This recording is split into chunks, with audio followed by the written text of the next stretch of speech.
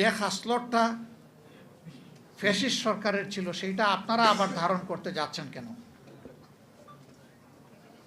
আমরা তো নতুন কিছুই দেখতে পাচ্ছি না।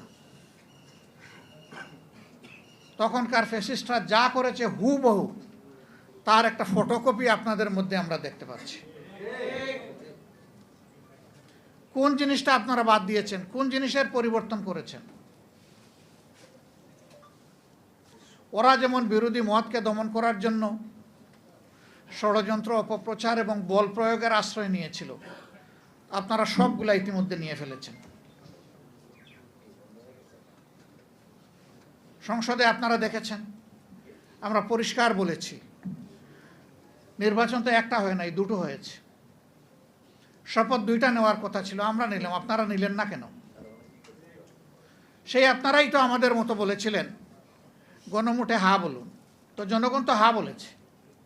70% মানুষ হা বলার পরে জনগণের এই অভিপ্রায়কে আপনারা অপমান করছেন কেন? অগ্রাহ্য করছেন কেন? 71-এর যুদ্ধ কেন হয়েছিল?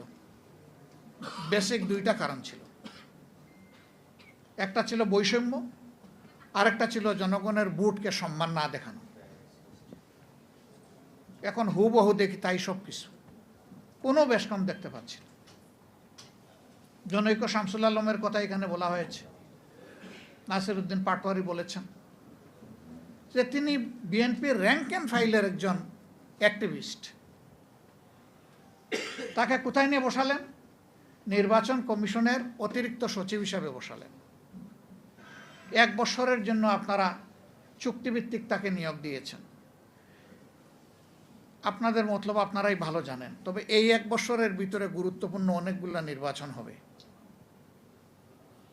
যেই লোক তার দলের জন্য জানপ্রাণ দিয়ে কাজ করেছে সেই লোককে একটা নিরপেক্ষ জায়গায় আপনারা পাঠিয়ে দিলেন। অথচ শেখ হাসিনার হাতে 14 সালের নির্বাচন, 18 সালের নির্বাচন, 24 সালের নির্বাচন, নির্বাচনের জেনোসাইড হয়েছিল। 14 নির্বাচনে বলা হয় সেখানে অবুঝ নিরীহ প্রাণীরা গিয়েছিল, মানুষ ভোট দিতে যায়নি। 18 সালের নির্বাচন ধৈর্য ধরতে পারে নাই, নিজেদের কর্তৃত্বে নিয়ন্ত্রণে সব কিছু থাকার পরেও নির্বাচনের আগের রাতেই সব কিছু সাবাড় করে ফেলেছিল। এই জন্যে অত্যন্ত ইনোসেন্ট একটা কান্ট্রি, কিন্তু বিশ্বে পাওয়ারফুল। তাদের বাংলাদেশি রাষ্ট্রদূত বলেছিলেন যে এটা মিডনাইট ইলেকশন। জনগণও তাই বলতো। আর 24 সালে এসে আমিডামি করলেন।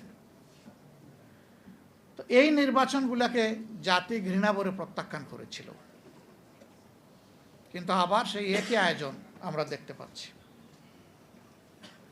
মনে রাখবেন, হিস্ট্রি রিপিটস ইটসেলফ।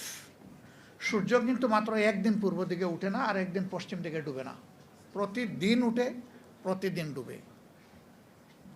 সূর্য যখন উঠে তখন শক্তিমত্তা নিয়ে উঠে, দুপুর পর্যন্ত মারাত্মক বীরত্বপনা থাকে, তার ঝাল থাকে অনেক, কিন্তু দুপুরের পর থেকে তার পতন শুরু হয় এবং শেষ পর্যন্ত গিয়ে সে ডুবতে বাধ্য হয়। কারো সূর্য মাথার উপরে দুপুরবেলা স্থির হয়ে থাকবে না, থাকে নাই অতীতে, আগামীতেও থাকবে, এই কথা চিন্তা করার কোনো কারণ নেই।